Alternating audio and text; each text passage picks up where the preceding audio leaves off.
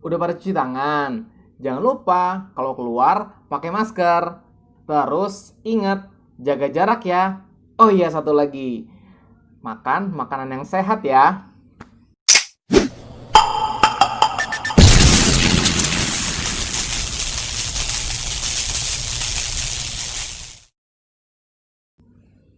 Bismillahirrahmanirrahim. Assalamualaikum warahmatullahi wabarakatuh. Guru kali cerdas, ramah, berakhlak mulia. Alhamdulillah, wassalatu wassalamu ala rasulillah. Segala puji hanya milik Allah Rabb semesta alam. Salawat serta salam tercurah kepada Nabi besar Muhammad Sallallahu alaihi wasallam. Hai para murid, semoga kalian semua dalam keadaan sehat ya. Bertemu lagi dalam video pembelajaran. Meskipun Bapak di sini dan kalian di sana, meski jarak memisahkan kita, kita tetap dekat dalam video belajar ini. Tetap semangat ya dalam belajar. Kita tahu memang semakin hari wabah virus corona semakin banyak yang positif dan juga banyak juga yang sembuh. Tapi ya mau gimana, kita masih harus tetap bersabar dalam belajar menghadapi wabah ini dengan belajar di rumah.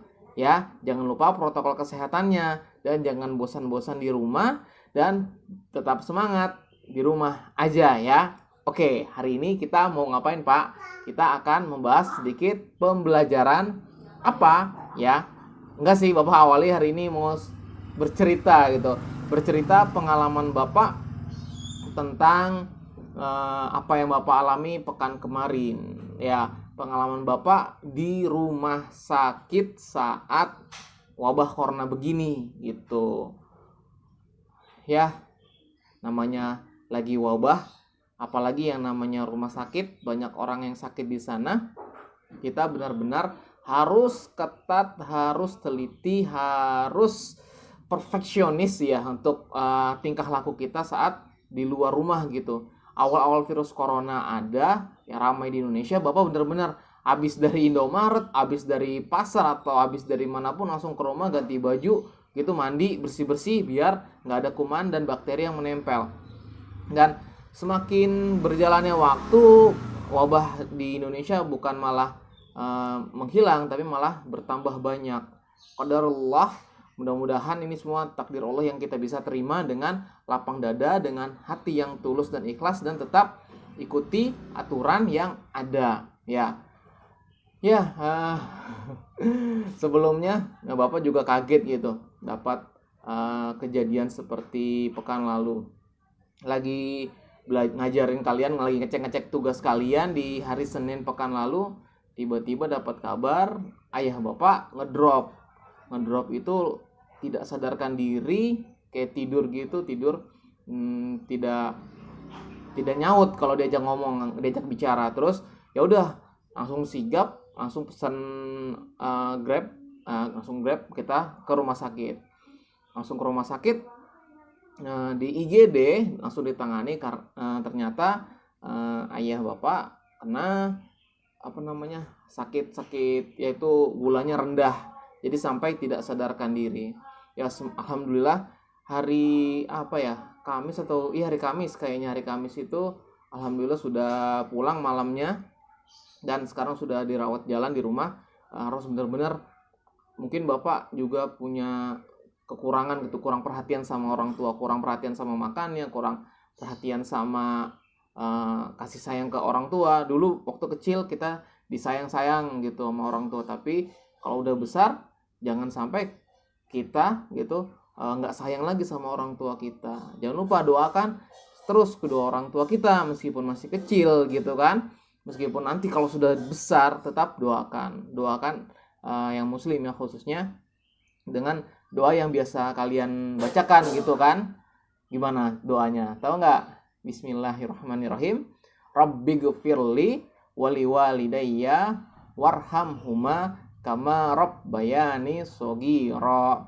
Nah, maka dari itu ya, untuk orang tua yang nonton video ini harus terus sayang sama anaknya ya, karena doa itu luar biasa gitu. Doa itu mengharapkan seorang anak itu berdoa memohon pertolongan Allah biar menyayangi orang tuanya sebagaimana orang tuanya menyayanginya di waktu kecil ya. Jadi kamu juga jadi anak-anak juga jangan kebablasan manjanya, jangan kebablasan malesnya gitu kan. Tetap berbakti sama orang tua. Jangan jangan gara-gara doa itu kamu bilang, aduh mama nggak boleh marah-marah sama aku ya. Ntar ini loh, ntar kalau marah-marah aku nggak sayang sama aku loh, nggak kayak gitu. Jadi mau orang tua mau anak ya harus sama-sama punya rasa kasih sayang ya, harus tahu hak dan kewajibannya, harus tahu juga kewajibannya dilakukan dengan penuh tanggung jawab. Tahu kan sebagai seorang anak punya hak sama punya kewajiban yang harus dilakukan. Bapak nggak akan bahas pada hari ini. Hari ini Bapak mau bahas soal tadi ya, cerita Bapak di rumah sakit. Aduh, panjang lebar deh jadi ceritanya. Ya, Bapak masuk ruang IGD, kebetulan apa namanya di sana langsung ditangani gitu cepat, pokoknya cepat deh gitu kan, diperiksa darah, dikasih suntikan apa gitu, pokoknya langsung sadar lagi, nggak lama cepet sadarnya ayah Bapak. Kemudian Bapak langsung berpikiran, wah nih di rumah sakit apa protokol yang nggak Bapak jalani. Oh Bapak benar-benar belum kepikiran untuk punya face shield gitu, face shield di rumah belum punya sendiri. Kalau waktu di sekolah, waktu jadi panitia penerimaan siswa baru kelas 1 itu Bapak jadi panitia di Jatilima itu disediain sama sekolah face shield, tapi di rumah Bapak nggak punya face shield. Ya udah, karena ada adik Bapak gitu kan jagain ayah, Bapak manggil babeh gitu. Ya udah, Bapak keluar cari abang-abang yang jualan face shield ya kan, harganya 25.000. Ini perhatiin ceritanya ya, perhatiin ceritanya. Nanti ada soal-soal dari cerita Bapak. Harganya 25.000. Terus ada transaksi tuh tawar-menawar antara pembeli, Bapak kan, konsumen yang mengkonsumsi produk gitu kan, dengan si penjual. Ya, penjual itu dia nggak ngebuat. Dia cuman ngedistribusikan aja pedagang gitu kan. Pak berapaan face shieldnya? 25.000. 20.000 deh. Nah, Bapak tahu gitu. Terus mikir-mikir lagi tuh bapaknya yang jual, kasih nggak ya, aduh ntar kalau nggak dikasih dia kabur lagi nggak jadi beli. Ya udah, akhirnya kata dia penglaris nih, ya udah nggak apa-apa 20.000. Yaudah Pak, saya beli 2 ya. Mau beli 2 gitu kan, dari 50.000 kembali 10.000 jadinya tuh ya kan, uangnya 50.000 beli 2 face shield jadinya kembali 10.000. Nah, tahu kan yang jadi konsumen siapa, yang jadi distributor siapa? Apa sih distributor? Apa sih konsumen? Itu soal terakhir. Oke, kemudian Bapak bawa tuh 2 face shield itu, Bapak kasihkan ke yang ngejaga dulu, adik Bapak gitu kan. Wih, keren mas, pakai face shield itu. Bapak mikirnya deg-degan aja kalau virus corona itu ada 1-2 orang di rumah sakit itu berterbangan kan gitu, set nemplok di mana kan kita nggak tahu ya. Nggak lama tahu-taunya yang Bapak suka tuh pakai masker scuba itu ternyata malah nggak disaranin juga tuh, baru tahu kita. Jadi diganti maskernya yang sesuai anjuran dokter gitu, yang masker kain atau kain 3 lapis atau masker medis. Ya udah, Bapak karena beberapa bulan lalu nyetok banyak itu masker scuba, Bapak kalau keluar pakai maskernya beberapa lapis, nggak cuma 1 lapis masker scuba gitu. Kayak lanjut. Nah, Bapak masuk ke ruang IGD itu, kasih face shield ke adik Bapak. Kemudian baru udah tuh ada beberapa orang suster dan juga maksudnya beberapa tenaga medis, ada suster dan dokter itu merawat ayah Bapak di IGD tersebut. Ya kan, dirawat akhirnya diputuskan harus dirawat ya, harus dirawat. Oke, kemudian singkat cerita pada pagi itu sekitar jam berapa, pokoknya habis zuhur itu Bapak pulang ke rumah, siap-siap persiapan ya, ngapain ya, siap-siap perbekalan untuk jaga malam tuh di hari Senin itu. Benar-benar nggak bisa kalau adik Bapak yang masih SMK, dia masih SMK jaga sendirian gitu. Jadinya Adik bapak jaga dulu sampai sore gitu, sampai ketemu maghrib, baru gantian bapak yang nginep malamnya. Kayak di sore-sore hari itu, masih di hari pertama di rumah sakit, adik bapak udah cemas, mas cepetan datang di chat ya, cepet nge-spam gitu kan. Tau-taunya emang dia deg-degan dengan kondisi babeh gitu. Babeh ternyata malah makin drop. Penyebabnya sih gulanya rendah tuh karena sakit, dia nggak makan gitu. Babeh tuh kemarin sakit, dia nggak makan. Ya buat teman-teman tetap ya makan ya, makanan sehat ya, sesuai dengan tema kita yang ketiga. Lanjutannya. Ya udah, akhirnya bapak buru-buru untuk ke rumah sakit, bawa perbekalan, bapak nggak kuat dingin, nggak kuat di tempat AC gitu, ruangan AC kan rumah sakit dingin banget ya. Bapak bawa selimut, bawa jaket, bawa celana panjang, baju batik panjang, pokoknya gitu kan. Pokoknya double 3 lapis atas bawah biar nggak kedinginan. Waladalah pengennya tidur jagain, tapi yang namanya jagain orang sakit, kita harus standby, mata harus seger, ya kan. Bapak nggak tahu kondisi saat itu harus bawa makanan apa, bawa makanan cemilan-cemilan aja gitu, bawa makanan siap saji. Nggak taunya di malam-malamnya tuh setiap 2 jam sekali kalau kondisinya lagi drop gitu, pasien dicek gulanya terus, dipantau kadar gula dalam darahnya tuh, dipantau berapa, dari berapa ya kalau nggak salah bapak tuh ingat tuh, pokoknya semakin setiap 2 jam tuh, dari malam jam 8, jam 10, jam 12, jam 2 sampai jam 4 tuh diperiksa tuh, turun mulu sampai di jam 4 subuh itu turun lagi gulanya sampai 47, udah kayak kemarinnya lagi itu ngedrop. Apa yang harus bapak pikirkan? Ya bapak harus pikirkan cari asupan gula yang soalnya udah disuntik gitu kan, 2 jam sebelumnya udah disuntik seger, tapi 2 jam setelahnya drop lagi suntik. Bapak tuh jam 4 subuh langsung keluar rumah sakit, nitip sama susternya, ngapain? Cari namanya madu. Bapak di rumah stok madu, tapi kebetulan bapak nggak bawa gitu saat di rumah sakit di malam pertama itu. Bapak keluar cari madu di toko pertama, antara bapak dengan pedagang yang pertama bilang nggak ada, nggak jual, nggak stok madunya. Terus ke pedagang yang kedua, adanya madu saset yang menurut bapak sih kurang ngangkat gula darah ya, karena ada kandungan apanya gitu sedikit doang. Kalau yang madu saset tuh apa, madu rasa apa, bapak maunya madu murni gitu kan, madu murni yang biasa bapak minum di rumah. Bapak hubungin istri bapak, suruh bangunin, kebetulan rumah dekat rumah ibu gitu, bangunin adek biar anterin madu tuh subuh ya. Waduh, ya udah deh, yang ada aja bapak ambil tuh. Jam 4 bapak lari kecil gitu. Ntar kalau lari kencang disangkanya dikejar anjing, kalau nggak maling lagi. Subuh suruh lari gitu.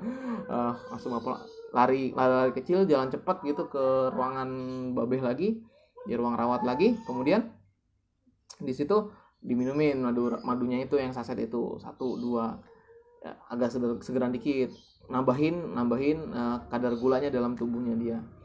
Ya, bapak sih punya prinsip ya, selagi bisa, selagi Allah masih hidup ya, kenapa enggak kita berbuat baik sama orang tua, apalagi orang tua ya yang lahirin kita gitu. Mau bagaimanapun kondisinya, mau gimana pun upaya kita, tapi kita harus maksimal. Kalau kita bisa kita lakukan, ya udah. Kalau nggak bisa ya udah, jangan kebanyakan ngoceh gitu. Ya udah, kalau nggak bisa doain aja, minimal doa yang baik-baik untuk orang tua kita dimanapun orang tua kita ada gitu. Yang sekarang masih ada, kalaupun yang udah nggak ada sekarang, doakan terus kebaikan orang tua kita. Lanjut ya. Ya udah, bapak nggak biasa begadang, akhirnya gantian pagi ibu yang jagain babe di rumah sakit. Bapak pulang udah si tugas kalian tuh di hari Selasa seadanya aja, pokoknya langsung dikirim. Pokoknya bapak punya apa namanya, sembari menyelam minum air gitu, maksudnya lagi badan ngantuk banget, sebisa mungkin bapak ngasih tugas yang lagi melek gitu kan, habis itu bapak istirahat dulu, tidur, untuk kondisi bapak juga. Jangan sampai kita jagain orang sakit kita malah sakit ya, jaga kesehatan juga. Nah, bapak istirahat tidur. Siangnya bingung juga kalau bapak harus begadang lagi, jaga malam lagi, nggak sempat. Akhirnya menghubungi kakak bapak yang lagi tinggal di Pulau Gadung, disuruh gantian ngerawat gitu, ngejagain malam harinya. Dan sambil menunggu kakak bapak tuh datanglah dokter tuh sore-sore, dokter visitnya tuh sore-sore sekitar jam maghrib gitu deh. Seorang dokter terus berinteraksi sama keluarga pasien gitu dan pasiennya. Ya, interaksi. Tahu nggak interaksi itu apa? Hubungan ya. Ya, ngomong-ngomong soal interaksi kaitan sama cerita tadi, Bapak mau sedikit ya sambil Bapak bercerita, Bapak ngasih pembelajaran juga. Ya, di tema 3 ini kita punya materi topik bahasan tentang interaksi. Interaksi itu ada 2, interaksi sosial sama interaksi individu, interaksi lingkungan alam. Ya, interaksi lingkungan hidup. Ya, lingkungan hidup. Kalau interaksi sosial itu ada yang interaksi antara individu dengan individu. Satu orang dengan satu orang lagi, perorangan.